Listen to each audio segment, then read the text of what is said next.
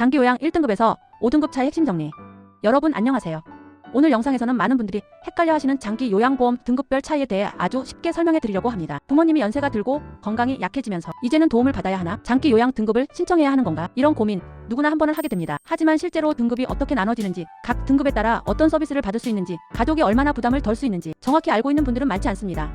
그래서 오늘 영상에서는 1등급부터 5등급 그리고 인지 지원 등급까지 실제 예시와 함께 가족 입장에서 가장 이해하기 쉽게 설명해 드릴게요. 이 영상 하나만 보면 우리 부모님은 대략 어느 등급이구나, 왜 이런 등급이 나왔는지, 앞으로 어떤 서비스를 이용하면 좋은지 모두 정리될 겁니다. 그럼 시작해 볼게요. 1장 장기요양보험이란, 먼저 장기요양보험은 나이가 들면서 일상생활이 어려운 어르신들에게 국가가 돌봄을 지원하는 복지제도입니다. 치매, 중풍, 파킨슨, 노인성 질환 혹은 단순 노화로 인해 특히 식사, 이동, 배변 등 일상 기능이 떨어지면 혼자 생활하기 어렵죠. 그때 가족만 고생하지 말고 국가가 함께 도와주겠다, 이런 취지로 만들어진 제도입니다. 서비스는 매우 다양합니다. 집으로 요양보호사가 오는 방문요양, 전문센터에서 낮 동안 돌보는 주야간보호, 안전하게 목욕을 돕는 방문목욕, 간호사가 방문하는 방문간호, 그리고 24시간 돌봄이 필요한 요양원 입소까지. 이 모든 서비스의 이용 여부는 바로 장기요양 등급에 따라 달라집니다. 그래서 등급이 정말 중요해요. 이제 그 등급이 어떻게 나뉘는지 차근차근 설명해 드릴게요. 2장 등급은 어떻게 나누나? 장기요양 등급은 국민건강보험공단 직원이 집으로 직접 방문해 어르신의 상태를 평가해서 결정됩니다. 크게 5가지 영역을 평가합니다. 신체 기능, 혼자 걷기 가능한가, 스스로 목욕, 배변, 옷 갈아입기가 가능한가를 평가합니다. 인지 기능, 기억력, 판단력, 시간, 장소, 인지 능력을 평가합니다. 문제 행동, 폭력성, 밤에 너무 자주 깨는 행동 등을 알아봅니다. 사회생활 기능, 혼자 외출 가능한가, 위험 판단 가능한가를 평가합니다. 간호의료 필요성, 욕창, 상처, 의료적 처치 필요 여부에 대해 조사합니다. 이 평가를 점수로 환산해 1등급부터 5등 그리고 인지지원 등급으로 결정됩니다. 이제 가장 중요한 부분, 각 등급을 실제 예시와 함께 설명해 드릴게요. 3장 1등급 가장 중증 단계. 1등급은 24시간 돌봄이 필요한 수준입니다. 혼자서는 거의 거동이 불가능, 식사도 대부분 도움 필요, 화장실 사용 어려움, 침대에서 일어나기도 힘듦, 치매가 매우 심한 경우도 포함됩니다.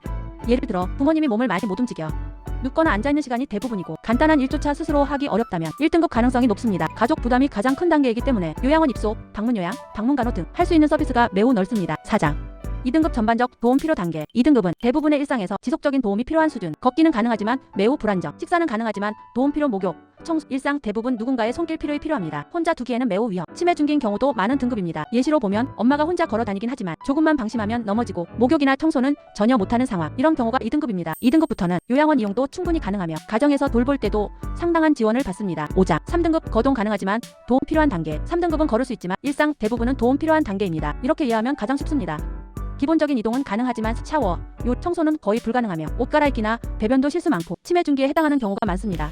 예시로 아버지가 걸어 다니긴 하는데 집안에서 자꾸 부딪히고 씻기나 밥 준비는 스스로 전혀 못한다.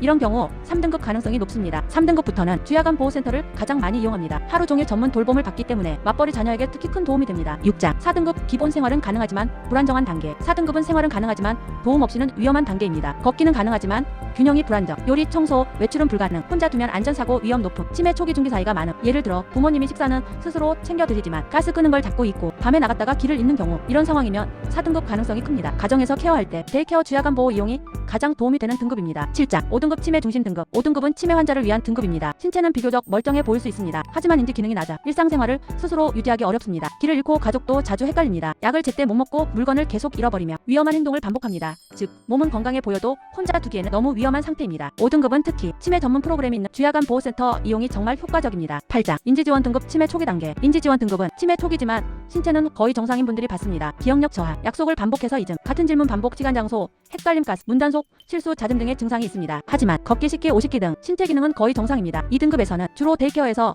인지치료와 치매 예방 관리를 받습니다. 초기에 인지 관리를 하면 진행 속도를 늦출 수 있습니다. 9장 등급별 가족 체감 차이. 가족들이 가장 실감하는 난이도로 순서를 매기면 1등급 24시간 상시 돌봄, 가족 부담 최상. 2등급 거의 상시 돌봄, 혼자 두기 어려움. 3등급 일상 대부분 도움 필요, 데이케어 필수. 4등급 생활은 가능하지만 위험 많음. 5등급 신체는 정상처럼 보여도 사고 위험 매우 큼. 인지지원 치매 초기 관리가 핵심. 이걸 알고 신청하면 우리 부모님에게 어떤 서비스가 맞는지 먼저 판단할 수 있습니다. 오늘 영상에서는 장기요양보험 등급을 가장 이해하기 쉽게 정리해드렸습니다. 부모님 돌봄은 누구에게나 갑자기 찾아오는 문제입니다. 막상 일이 생기면 너무 당황하게 되죠. 하지만 장기요양보험을 잘 활용하면 가족의 부담을 크게 줄이고 어르신도 훨씬 안전하고 편안한 생활을 할 수 있습니다. 오늘 영상이 도움이 되셨다면 좋아요와 구독 부탁드립니다. 부모님 돌봄 혼자 고민하지 마세요. 제가 계속 도와드릴게요. 감사합니다.